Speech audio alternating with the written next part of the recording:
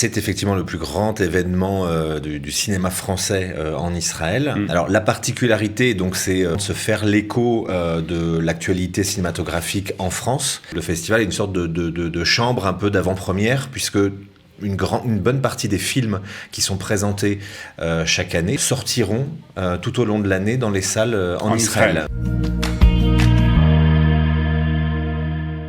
Du 25 mars au 1er avril aura lieu la 21e édition du Festival du cinéma français en Israël. Et pour en parler, nous sommes avec Guillaume Minguet. Guillaume, bonjour. Bonjour. Merci, vous êtes attaché audiovisuel à l'Institut français de Tel Aviv et vous êtes, on va dire, le chef d'orchestre un peu de ce festival.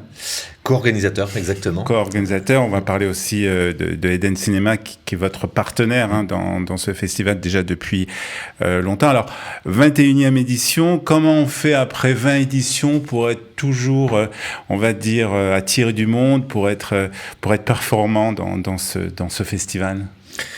Je crois que le rendez-vous cinéma de ce festival est un marqueur dans le paysage culturel de Tel Aviv. Donc c'est un rendez-vous que les Israéliens de Tel Aviv et les francophones ou les Français même de Tel Aviv, enfin proches de Tel Aviv, ne manqueraient sous aucun prétexte. Je pense que c'est vraiment un festival d'habitués. Exactement, c'est un grand rendez-vous pour ceux qui aiment le cinéma et pour les autres aussi, parce que voilà, c'est l'occasion de voir des films qui sont diffusés en général en France, qui sortent en France et qui arrivent par ce biais en Israël, en fait. C'est effectivement le plus grand événement du cinéma français en Israël. Alors la particularité, donc c'est au crédit de Caroline Bonnet, qui est donc à l'initiative il y a 21 ans de ce festival, qui était effectivement de se faire l'écho de l'actualité cinématographique en France, et particulièrement d'être en fait le festival est une sorte de chambre un peu d'avant-première, puisque une bonne partie des films qui sont présentés chaque année, donc c'est évidemment le cas cette année, sortiront tout au long de l'année dans les salles en Israël. Voilà. Donc c'est des films qui en général sont déjà sortis en France, oui, et des films qui ont aussi, certains ont reçu des prix. Oui, alors c'est vrai que nous, le film, les dates du festival sont en mars, juste après les dates des Césars, l'Académie du cinéma en France. Donc c'est vrai que c'est assez simple de pouvoir après se targuer d'avoir les plus grands films, ce qui est le cas cette année, puisque les films qu'on monte, certains ont récupéré plein de prix, et notamment au César. On va parler dans quelques instants du programme, et puis surtout du film qui va ouvrir ce festival.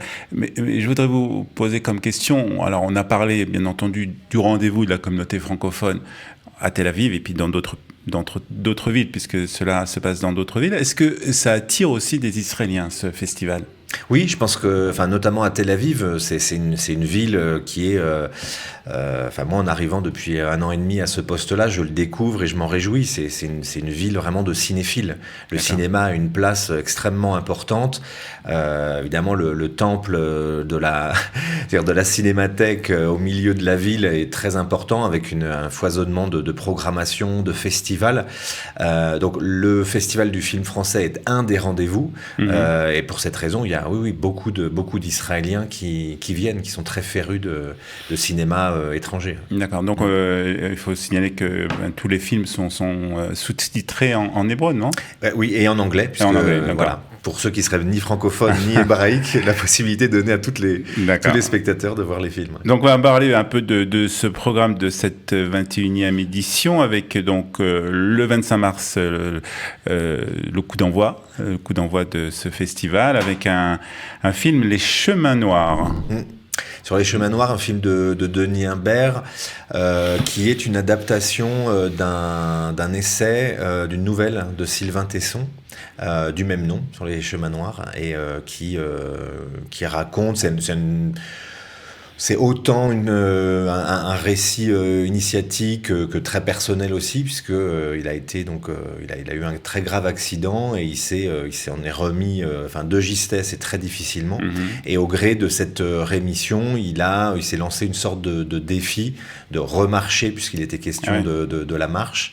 et de traverser une grande partie de la France. On le suit à travers ce parcours. Exactement, c'est toute la rémission et D'accord. Donc avec Jean Dujardin, qu'on peut voir derrière vous et qu'on voit donc aussi à l'écran, un film qui va donc être diffusé le 25 mars pour la cérémonie d'ouverture et qui sera diffusé après donc tout au long de ce festival, je suppose. Une autre séance dans la semaine. C'est vrai qu'il faut bien regarder le programme. Il faut regarder le programme.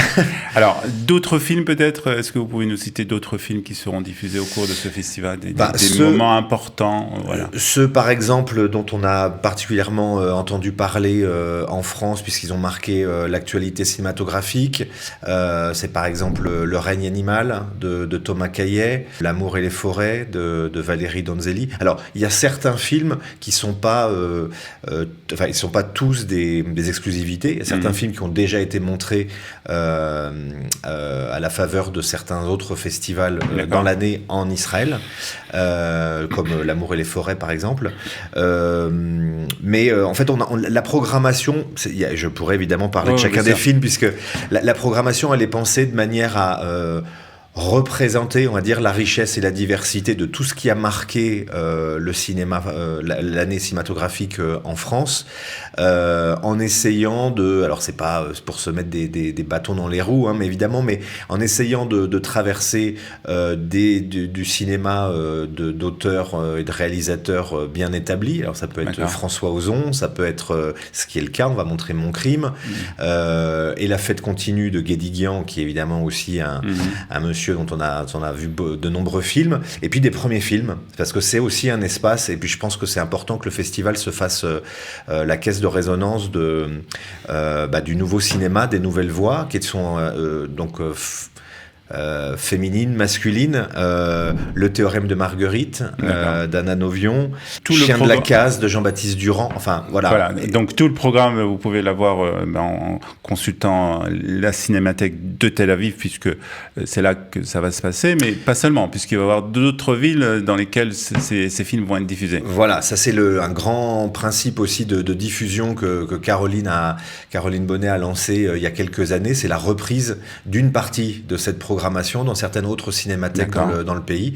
Donc c'est le cas encore cette année à Jérusalem, la Cinémathèque de Jérusalem, la Cinémathèque de Haïfa, d'Herzliya, et puis le cinéma-théâtre de Ennis de Jaffa à Tel Aviv. Alors on ne peut pas éviter cette question, parce que quand même on est dans une situation en Israël de guerre avec ce qui se passe dans la bande de Gaza, et aussi la tension à la frontière nord. Est-ce que vous avez pensé à un moment peut-être de dire cette année on annule le festival et on le fera l'année prochaine?